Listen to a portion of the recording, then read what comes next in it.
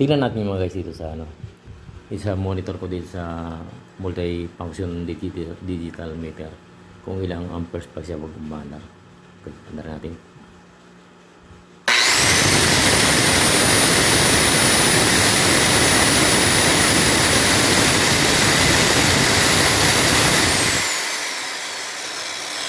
Okay. 4.7 amperes guys yung pag-running na siya. Pag ito may nilalagay na mga maglalaro na ito sa mga 5 amperes. Normal dito sa ganitong motor, 1,500 watts. Kasi ang isang sa mga normal na electric motor, yung 1 horsepower ay mga around 740 watts. 740 watts ano yun,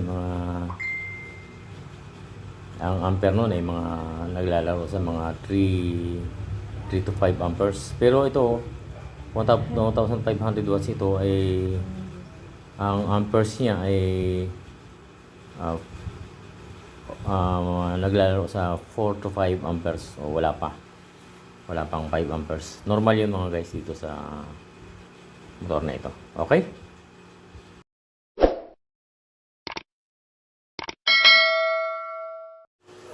Okay mga guys, mag-unbox tayo ng order natin. Hanap tayo ng order natin sa Shopee. Ito ay isang parcel na in-order ko. Mga 3 days na yata, 3 days o 4 days na. Medyo mabilis yung delivery. Kasi ano lang, Manila lang ito galing ng Caloocan. Isang circular saw. Medyo nabalan kasi yung trabaho ko. Kasi siya rin isang circular saw mga guys. Kaya kinailangan order kahit medyo wala sa budget. Wala sa budget kasi guys itong aking order na to. Pero kailangan mo kasi meron ng project na kailangan gawin. Kailangan matapos yung project na yun. Kasi hindi matatapos yung kung wala akong circular saw. Nasira kasi mga guys yung isang circular saw ko, yung dati yung nilagamit. Nasira ang armature na overuse. Na-overuse mga guys yung aking dati nilagamit sa circular saw. Kaya kailangan akong order. Nag-order lang ako ng ng armature. Armature kasi nasira. Kadalasan kasi naman pag na-overuse yung mga power tools. Kadalasan ang bumibigay ay ang armature. Check lang yung aking camera kung tama ha. Okay. Ito kasi yung guys, itong aking dating ginagamit. Ito total. Matagal-tagal ko itong ginagamit. Nasira ito dati. Nasira dati ito. Ginawa ko. Nag-order ako ng armature. Nagkataon naman na doon sa binila ko nito. Dealer din sila ng itong brand na to. Meron siyang spare na isa. Kaya eksakto naman dito. 1,400 watts. Yun nagamit ko. Mga 2 years ko naman ginamit. Kaya lang doon sa pinakat ko ng mga kahoy ano siya? Nag-overuse. Sobrang high ampere. Kili ko na yung armature niya pero kahit talagang sira na yung armature niya. Nililis ko na yung armature niya, yung commutator. Pero hindi pa rin ayun sa kaya nga ako. Ang hapon ko doon matangga ay armature. Ngayon, order ako ito. Ito guys ay Lotus. Lotus na 1,500 watts. Tignan ko lang kung nag-ibig ka. Sabi naman doon sa in-order ko ay sakali may problema. Pwede mang ibalik. Pwede mang i-refund. Pwede mang isa sana doon sa ano mismo, sa harap ng Korea. Pero sabi ko, pwede namang balik eh. Kaya, ano, hindi ko na binaksan. Ito yung kanyang resibo. Okay, hindi ko titingnan ng resibo. Tingnan na natin para lang sigurado tayo. Nilagay na kasi dito eh, para tingnan natin. Nilagay sa labas. So, okay, ito ang resibo niya. 2,815. 2,815. Kasama niyo muna ito. 2,815. Kasama ng shipping. Pero ang kalagay dito, yung circular store, 1,500 watts. Ay 4,995. Pero siguro na sila. Dito sa sales invoice niya, siguro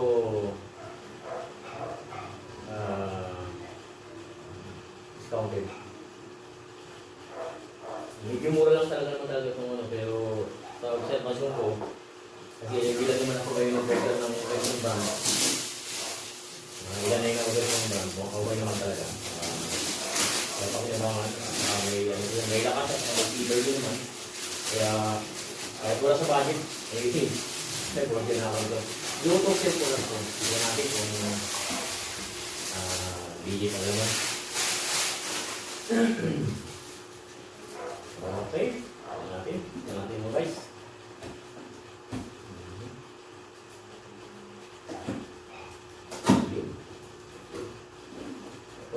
Safe pa oh.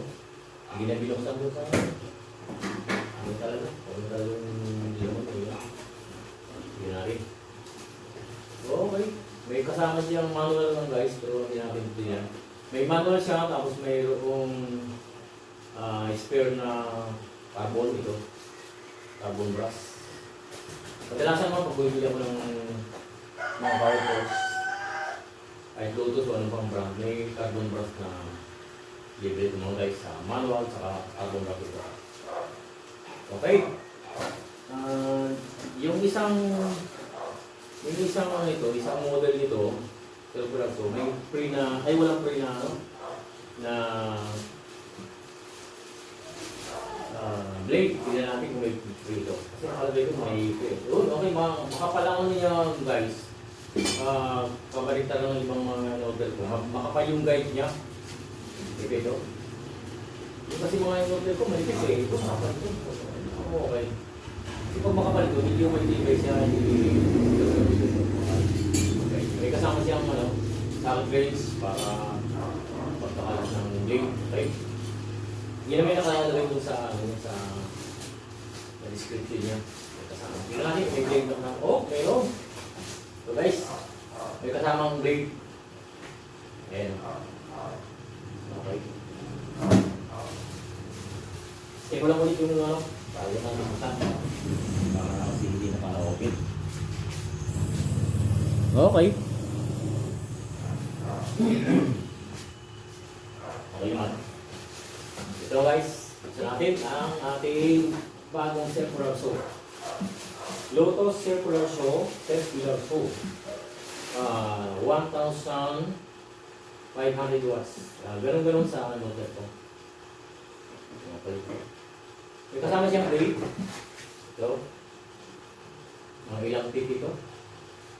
24 feet. Pero sa observation ko, mas maganda talaga yung mga 40 feet. Yung mas maraming ngipin niya.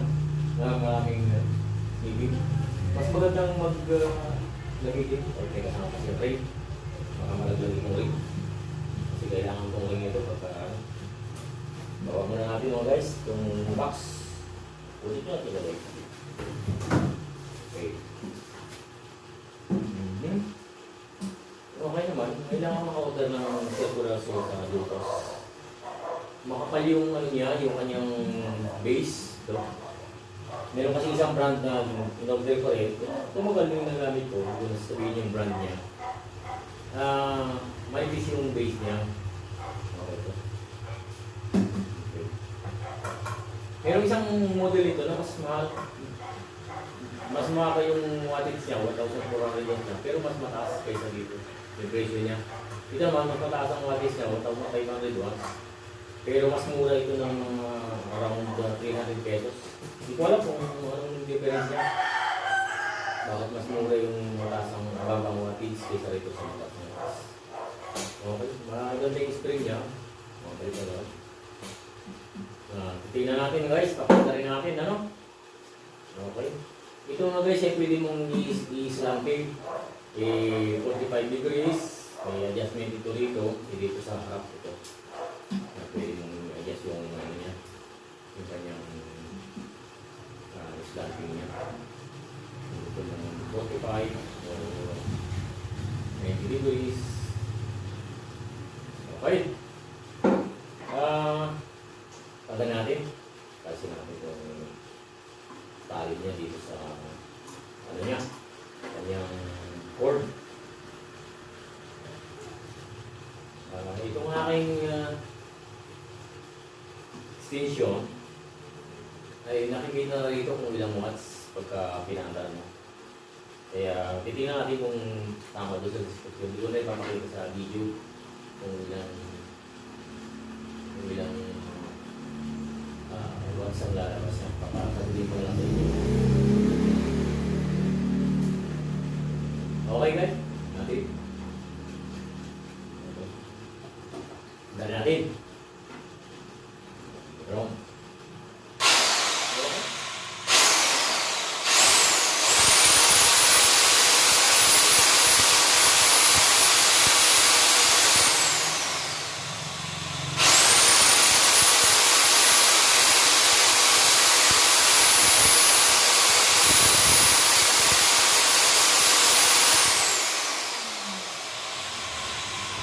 Lumalabas guys dito sa ano, sa monitor natin, dito sa ating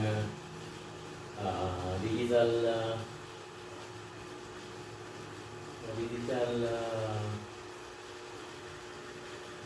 multi-function digital meter.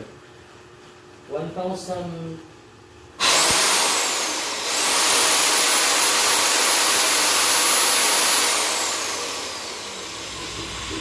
around 1,000 watts lang guys pag gumandar siya. Tingnan nyo, pakita ko sa video ha. Guys,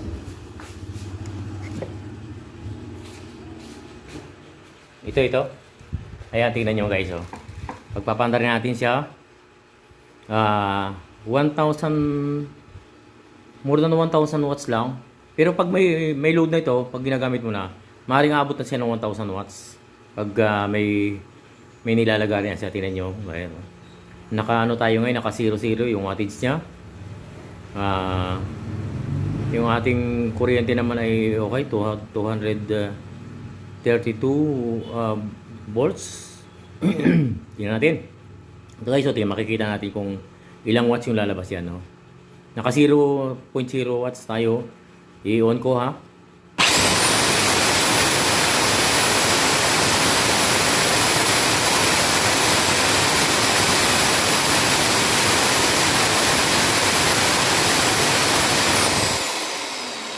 Sa pag-start niya, sa start pa lang, sa umpisa ng start niya, ay mabot siya ng 1,400. Pero pag running na siya, ay naglalaro siya sa 900 to 1,000 watts lang.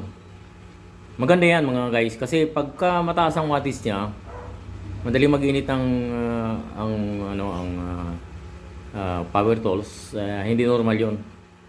Kasi technician ako, alam ko kung ano yung problema kung sakaling mataas yung wattage niya. Pero ito, nakikita natin maganda oh. Yan yung guys oh.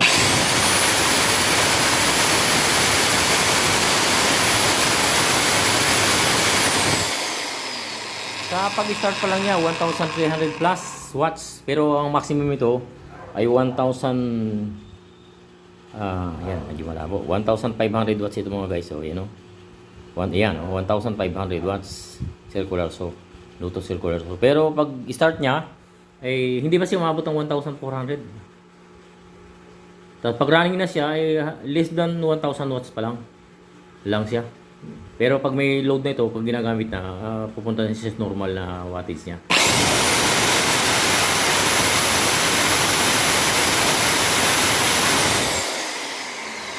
Naglalaro lang siya guys sa 1,000 or less than 1,000 watts pag kumaandar na siya.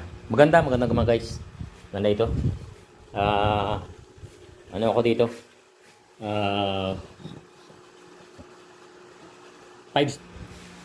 Nakakalimutan mo mga guys, tignan natin yung amperes niya. Kung ilang amperes siya pagka kumaandar. Para malaman natin kung maganda yung ampere niya.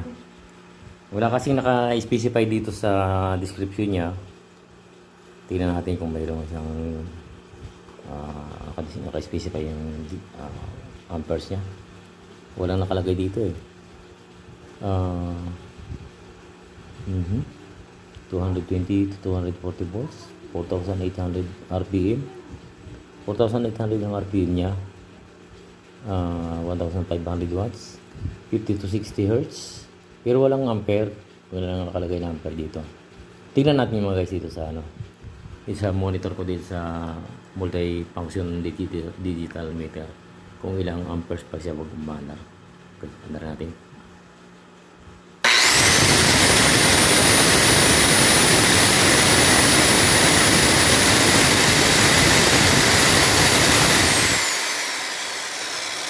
Okay. 4.7 amperes guys yung pag-running na siya. Pag ito may nilalagay na mga maglalaro na ito sa mga 5 amperes. Normal dito sa ganitong motor, 1,500 watts. Kasi ang sa mga normal na electric motor, yung 1 horsepower ay mga around 740 watts. 740 watts ano yun, mga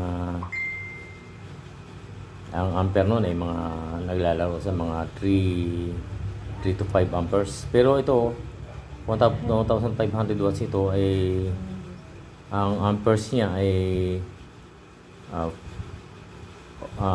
naglalaro sa 4 to 5 amperes o wala pang 5 amperes. Normal yun mga guys dito sa motor na ito. Okay? Start ako dito mga guys. Ito. May magagamit ulit ako sa aking mga project. Kasi ako yung woodworking ko mga guys, libangan ko lang. Hindi naman po commercial purpose yung aking woodworking. Kaya lang kailangan ko talaga ng mga tools para magawa ko yung mga project ko. Tignan natin mga guys yung niya, spark ng carbon niya. Tignan natin kung anong kulay. Kasi pag ang spark ng carbon niya ay mapula o malaking spark niya, hindi maganda. Kailangan ay siya, yung kulay, yung maputi siya o kaya ay medyo bluish siya. Mas maganda yun.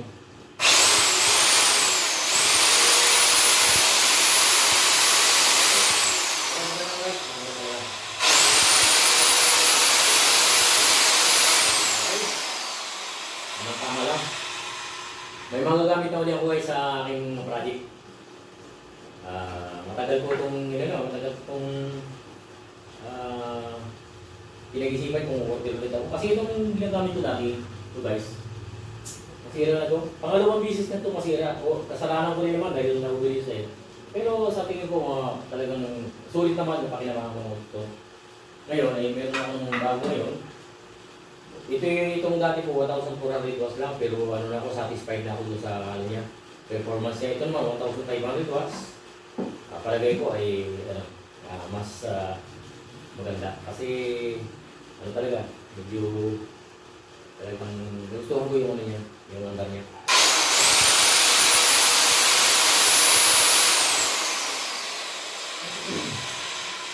Sa mga power tools mga guys ng Lutos, ito na yung bali pangatlong items na malaking items na nabili ko. Maliban pa doon sa ibang mga items nila for carpentry purposes. Ito na yung pangatlo sa malaking items na nabili ko sa Lutos. Kaya satisfied ako dito mga guys. Talagang maganda yung kanilang mga products. Kung gusto nyo bumili ng power tools, recommended ko itong Lotus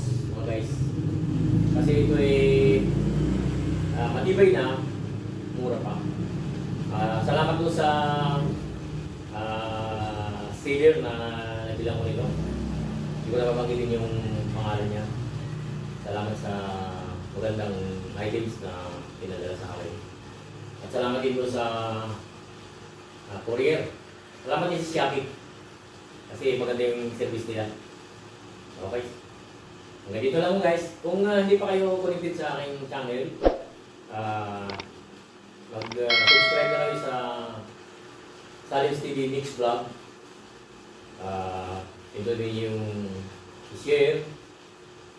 Tapos pinag nyo rin yung notification para maging lagi connected kayo sa aking mga video. Okay?